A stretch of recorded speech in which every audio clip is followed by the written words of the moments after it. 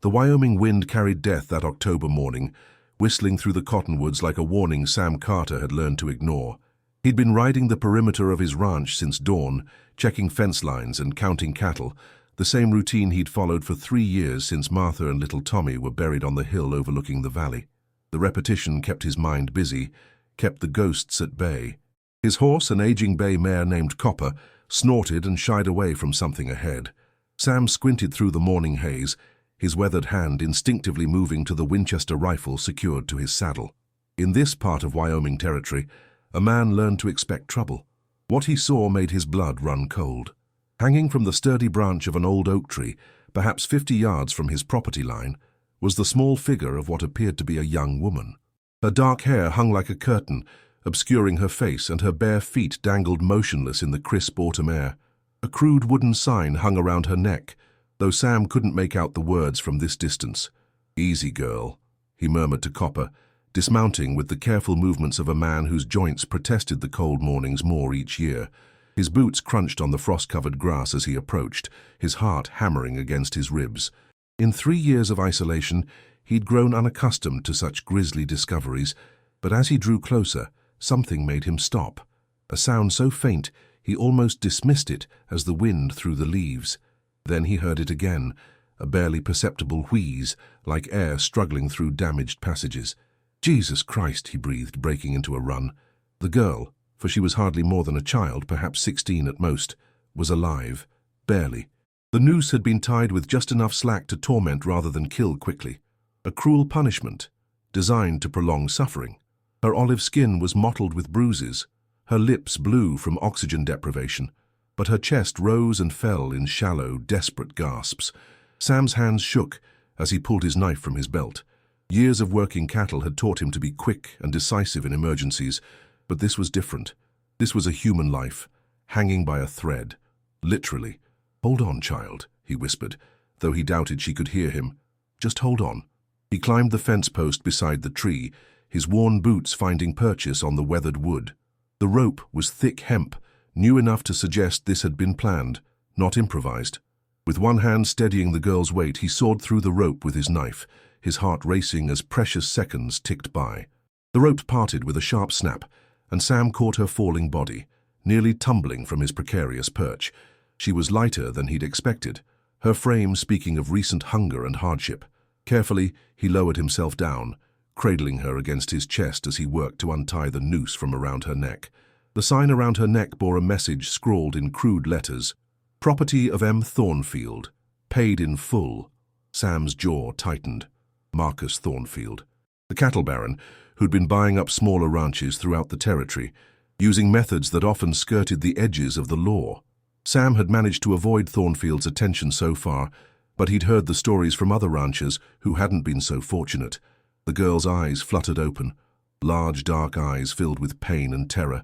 She tried to speak, but only a raspy whisper emerged from her damaged throat. "Shh," Sam said gently, surprised by the tenderness in his own voice. He hadn't spoken soothingly to another human being in years. "You're safe now. I'm going to get you help." She struggled weakly against his grip, panic flashing in her eyes.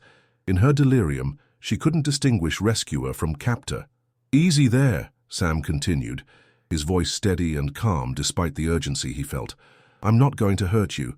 My name's Sam Carter. I live just over that ridge. I'm going to take you there and get you some water, some food. Do you understand me?" The girl's struggles subsided, though whether from understanding or exhaustion, Sam couldn't tell. Her breathing was becoming more labored, and he knew time was running short. Whatever had been done to her, she needed medical attention that his remote ranch couldn't provide. But the nearest doctor was in Laramie, a hard day's ride away, and Sam wasn't sure she had that long. He'd have to do what he could with what he had, and pray it would be enough. Lifting her carefully in his arms, Sam walked back to where Copper waited nervously. The mare's ears were pinned back, sensing the scent of violence and fear that clung to the unconscious girl. "We're going home, girl," Sam told his horse, settling the girl as gently as possible across the saddle before mounting behind her. "And God help us all for what's coming next." See you are Chapter 2, The Struggle for Life. The ride back to the ranch house felt like an eternity. Sam kept one arm wrapped protectively around the girl while guiding Copper with the other. His weathered face creased with worry as he felt her breathing grow more shallow with each passing minute. The sun climbed higher, burning off the morning frost, but the girl's skin remained cold to the touch. His ranch house sat in a natural depression between two low hills, a modest two-story structure built of local stone and timber that he and Martha had constructed during their first years in Wyoming. It had been their dream home then. Now it felt like a mausoleum filled with memories he tried desperately to avoid. Sam carried the girl through the front door, past the parlor where Martha's rocking chair still sat exactly as she'd left it, and up the narrow staircase to the spare bedroom. Tommy's room. He hesitated for a moment at the threshold, his hand trembling on the doorknob. He hadn't entered this room since the day he'd packed away his son's belongings, unable to bear the constant reminder of what he'd lost. But the girl in his arms needed help, and this was the warmest, most comfortable room in the house. Steeling himself, Sam pushed open the door and stepped inside. The room was exactly as he'd left it, neat, clean, waiting for an occupant who would never return. He laid the girl carefully on Tommy's bed, her dark hair stark against the blue patchwork quilt Martha had sewn with such love and hope for their future. Working quickly, Sam removed the sign from around her neck and tossed it aside with disgust. The rope had left angry red welts on her throat, and dark bruises covered her arms and face. Her dress, what remained of it, was torn and dirty, speaking of rough treatment before she'd been left to die. Sam heated water on the kitchen stove and gathered what medical supplies he had: clean cloth, whiskey for disinfecting, and some laudanum Martha had used during her final illness. He wasn't a doctor, but 3 years of tending sick cattle had taught him something about treating injuries and illness. When he returned to the bedroom, the girl's eyes were open again, tracking his movements with a mixture of fear and desperate hope. He approached slowly, his hands visible, speaking in the same calm tone he'd used with wounded animals. "I'm going to clean these cuts," he explained, showing her the damp cloth. "It might sting some, but it'll help prevent infection. You understand?" She nodded slightly, wincing at the movement. When Sam began gently cleaning the rope burns on her neck, she gripped the quilt with white-knuckled hands, but didn't pull away.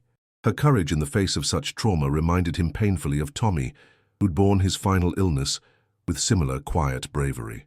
"What's your name?" Sam asked softly as he worked, hoping to keep her conscious and alert. "Elena," she whispered, her voice barely audible through her damaged throat. "Elena Martinez. That's a pretty name. Spanish?" She nodded again. My family came from Sonora before the war." Sam understood.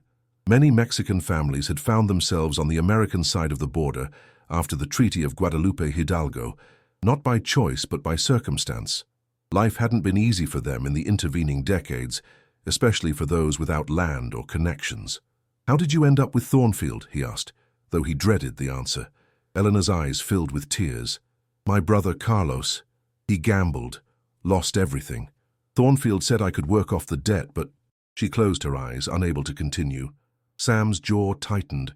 He'd heard similar stories before, young women and girls sold into what amounted to slavery, their families too desperate or powerless to refuse. The law rarely protected people like Elena, especially when men like Thornfield had money and influence. "Well, you're safe now," Sam said firmly. "Thornfield has no claim on you here." Elena's eyes snapped open, fear replacing the momentary relief. "You don't understand. He'll come for me, he'll bring men, you shouldn't have—" "Let me worry about Thornfield," Sam interrupted, his voice carrying a steel that surprised them both. "Right now you need to focus on getting better. When did you last eat?" 2 days. Maybe 3. I'm not sure." Sam's heart clenched. No wonder she felt so light in his arms. "I'll get you some broth, something easy on your stomach." As he prepared a simple chicken broth in the kitchen, Sam found himself moving with a purpose he hadn't felt in years. For the first time since Martha and Tommy's deaths, he had someone depending on him, someone who needed his strength and protection. The realization was both terrifying and oddly comforting. When he returned with the broth, Eleanor was sitting up slightly, though the effort clearly cost her. He helped her drink slowly, patiently, until color began to return to her cheeks. "Why?" she asked suddenly. "Why are you helping me?" Sam was quiet for a long moment, considering his answer. "Because it's the right thing to do," he said finally, "and because I know what it's like to lose everything." Eleanor studied his weathered face, seeing something there that made her relax slightly. Your family? Wife and son. Cholera 3 years back. The words still felt like glass in his throat. I'm sorry. So am I, child. So am I. Outside, the wind picked up, rattling the windows and reminding them both that winter was coming. And with it, Sam knew, would come Marcus Thornfield and his men, looking for their property. But for now, in the quiet sanctuary of his home, Sam Carter had found something he thought he'd lost forever, a reason to fight. Chapter 3. The Gathering Storm. 3 days passed in careful routine. Sam tended to Elena with the same patient dedication he'd once shown his sick cattle, bringing her meals at regular intervals, changing the dressings on her wounds, and slowly coaxing her back to health. Her voice grew stronger each day, though she still spoke in whispers, and the angry red welts around her neck began to fade to purple bruises. Eleanor proved to be a resilient patient. Despite her ordeal, she insisted on helping where she could, folding the clean bandages Sam brought her, and attempting to mend the tears in her dress with thread and needle he'd found in Martha's sewing basket. Her fingers moved with practiced skill, speaking of a life where such tasks were necessity rather than leisure. My mother taught me, she explained, when Sam commented on her needlework. She said a woman who could sew would never starve, no matter how hard times got. Smart woman. What happened to her? Elena's hands stilled on the fabric. Fever took her when I was 14. Papa died in a mine accident the year before. It was just Carlos and me after that. Sam nodded, understanding the weight of such losses. Survival often meant making choices that seemed impossible, until they became the only option available. On the 4th morning, Sam was splitting wood behind the house when Copper raised her head sharply, ears pricked toward the eastern trail. The mare's nostrils flared, and she whinnied nervously, a warning Sam had learned to heed over their years together. He set down his axe and walked to the corner of the house, squinting against the morning sun. In the distance, a dust cloud rose above the sagebrush, too large for a single rider. His stomach tightened as he counted the shapes resolving out of the haze, 6 men on horseback, riding hard toward his property. Sam ran inside, taking the stairs 2 at a time. Eleanor was sitting by the window in Tommy's room, her face pale as she watched the approaching riders. "It's him," she whispered. "Thornfield. I recognize his black stallion." "Get away from the window," Sam ordered, his voice sharp with urgency. "Can you walk?" "I think so." "Good. There's a root cellar behind the kitchen, hidden under a rug. If things go bad, you get down there and stay hidden no matter what you hear. Understand?" Elena nodded, fear and determination warring in her dark eyes. "What are you going to do?" Sam checked his Winchester, ensuring it was loaded. "Talk first, see what they want." "You know what they want." "Maybe, but I'm not giving you back to that bastard, not after what he did." The conviction in his voice seemed to surprise them both. Sam Carter had spent 3 years avoiding conflict, choosing isolation over engagement.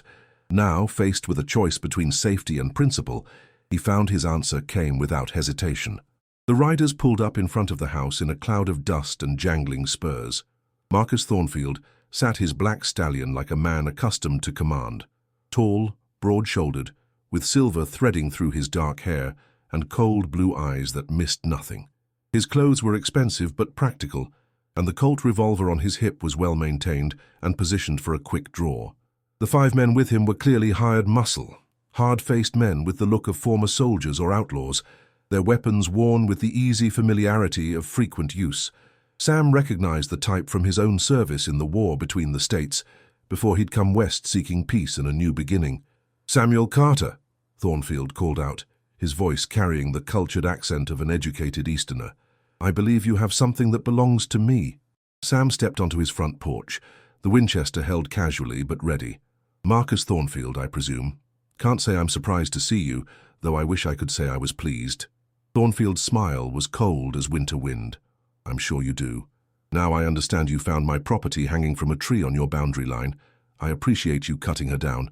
Shows good neighborly spirit. I'll take her off your hands now." "Property?" Sam's voice carried a dangerous edge. "That's a strange way to talk about a human being. The girl owes me a debt, legally contracted and witnessed.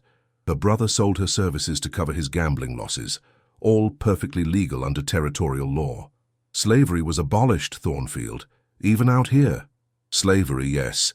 Indentured servitude is another matter entirely. The girl signed a contract, or rather, her brother signed on her behalf, as was his legal right as her guardian. She belongs to me until that debt is paid. Sam stepped down from the porch, his boots loud on the wooden steps. And how exactly was she supposed to work off this debt while hanging from a tree? Thornfield's expression didn't change, but two of his men shifted in their saddles, hands moving closer to their weapons. The girl attempted to run away.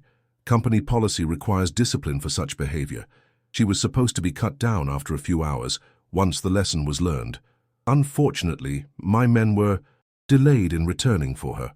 The casual cruelty in Thornfield's voice made Sam's blood boil. So you left a 16-year-old girl to die because she tried to escape slavery. I left an employee to contemplate the consequences of breaking her contract. What happened after that was unfortunate but not criminal. I see it different. I'm sure you do. But your opinion isn't relevant here, Carter. The girl comes with me, and that's final. Sam raised the Winchester, not quite pointing it at Thornfield but making his intention clear. I'm afraid I can't allow that. The tension in the yard ratcheted up instantly. Thornfield's men spread out slightly, creating better angles of fire, but their boss held up a hand to forestall any immediate action. Think carefully, Carter. You're 1 man against 6. Your ranch is isolated. No one would even find your body for weeks. Is one runaway Mexican girl really worth dying for? Maybe not, Sam admitted, but I've been dying slowly for 3 years anyway. Might as well make it count for something. Thornfield studied him for a long moment, seeming to weigh his options. Finally, he nodded to his men. We'll be back, Carter, with a legal warrant and enough men to make resistance. Inadvisable. You have until tomorrow to reconsider. After that, I take what's mine, and the consequences for anyone standing in my way won't be my responsibility. The cattle baron wheeled his horse around and rode off, his men following in a cloud of dust and implied menace. Sam stood in his yard until they were out of sight, then slowly lowered his rifle. From the window above, he heard Elena's voice, barely audible through the glass. They'll be back. I know, Sam replied, though he wasn't sure she could hear him. I know. They are 2 months. Chapter 4, Bonds Forged in Fire. That evening, Sam found Elena in the kitchen, stirring a pot of stew with determined concentration. She'd braided her dark hair back and found one of Martha's old dresses in the bedroom. It was too large for her slight frame, but it was clean and modest, and it gave her some measure of dignity she'd been lacking. You should be resting, Sam said, though he was secretly pleased to see her moving around. I needed to do something useful. Besides, you've been taking care of me for days. The least I can do is cook a meal. The stew smelled better than anything Sam had prepared for himself in months. He'd gotten by on beans, hardtack, and whatever game he could shoot, but Elena had somehow transformed his meager supplies into something that reminded him of the meals Martha used to make. They ate in comfortable silence for a while, the weight of the day's confrontation hanging between them. Finally, Eleanor set down her spoon and looked across the table at him. Why didn't you just give me back to him? It would have been easier. Sam considered his answer carefully. You ever been married, Eleanor? She shook her head. Martha and I, we took vows, in sickness and in health, for better or worse, but also to protect each other, to stand up for what was right, even when it was hard. He paused, his voice growing soft with memory. I failed her when the cholera came. Couldn't protect her or Tommy from that, but I can protect you from Thornfield. This isn't your fight. It is now. Sam's voice carried quiet conviction. That man left you to die like an animal. No human being deserves that, regardless of color or creed or circumstance. If I let him take you back, knowing what he'll do, then I'm no better than he is. Eleanor's eyes filled with tears. He'll kill you if you try to stop him. He has money, influence, men who'll do anything for pay. You're just 1 man. Maybe. But sometimes 1 man standing up is all it takes to start something bigger. Sam reached across the table and gently touched her hand. Besides, I'm not asking you to stay if you don't want to. If you want to run, head for California or Oregon Territory, I'll give you supplies and a horse, your choice. Eleanor was quiet for a long moment, staring down at their joined hands. When she looked up, her expression was resolute. Carlos sold me because he was weak and scared. He chose the easy path, and it led to shame for both of us. I won't run anymore. That could mean staying and fighting. Could mean dying. Then we die standing up, instead of on our knees. Her voice carried an echo of steel that reminded Sam of Martha's quiet strength. Besides, where would I go? I have no family left except a brother who betrayed me. No money, no skills beyond cooking and sewing. At least here I have someone who sees me as a person instead of property. Sam nodded slowly. Then we'd better start preparing for tomorrow. They spent the evening making plans. Sam showed Elena how to load and fire his spare rifle, pleased to discover she had steady hands and good instincts. Her father had taught her to shoot rabbits and birds when food was scarce, so the basics weren't foreign to her. Thornfield will probably bring more men this time, Sam explained as they checked the ammunition supply. He'll want to make sure there's no resistance. They'll surround the house, demand you come out. When I refuse, they'll try to take you by force. What do we do then? We make it cost them more than they're willing to pay. Thornfield's a businessman first. If losing men starts cutting into his profits, he might decide you're more trouble than you're worth. Eleanor studied the rifle in her hands. I've never shot at another person. Pray you don't have to, but if it comes down to your life or theirs, don't hesitate. Hesitation gets you killed. As they prepared for what might be their last night alive, Sam found himself thinking about choices and consequences. 3 years ago, he'd chosen isolation over engagement, solitude over community. It had seemed like the safer path, the way to avoid further pain and loss. But Elena's presence had awakened something in him he'd thought died with Martha and Tommy, the ability to care about someone else's welfare more than his own safety. It was terrifying and liberating at the same time. Sam? Elena's voice was soft in the lamplight. Thank you for seeing me as worth saving. Thank you for giving me a reason to fight again. They sat together in the growing darkness, two damaged souls finding strength in each other's company. Outside, the wind howled through the valley, carrying the promise of winter and the threat of violence to come. But inside Sam Carter's house, for the first time in 3 years, the silence wasn't empty. It was full of hope, determination, and the quiet courage of people who decided that some things were worth risking everything to protect. Tomorrow would bring Thornfield and his men. Tonight, they had each other. And for now, that was enough. Chapter 5. The Stand at Carter Ranch. Dawn came grey and cold, with frost coating the windows and a bitter wind that cut through clothing like a knife. Sam had been awake since before first light, checking and rechecking their preparations, while Eleanor made coffee and biscuits, perhaps their last meal together, though neither spoke the thought aloud. The sound of approaching horses reached them just after sunrise. This time, there was no mistaking Thornfield's intentions. Through the front window, Sam counted 12 riders spread in a wide semicircle around the house. The cattle baron had brought enough men to ensure there would be no escape and no negotiation. Remember what we discussed, Sam said quietly, handing Eleanor the spare rifle. You stay upstairs, cover the back of the house. Don't show yourself unless you have to. Eleanor nodded, her face pale but determined. What about you? I'll try talking to them first. Maybe Thornfield will listen to reason. They both knew it was unlikely, but Sam had to try. He'd seen enough violence during the war to know that once shooting started, innocent people had a way of dying alongside the guilty. Sam stepped onto his front porch, the Winchester cradled in his arms. Thornfield sat his black stallion in the center of the group, flanked by hard-faced men who looked like they'd rather be shooting than talking.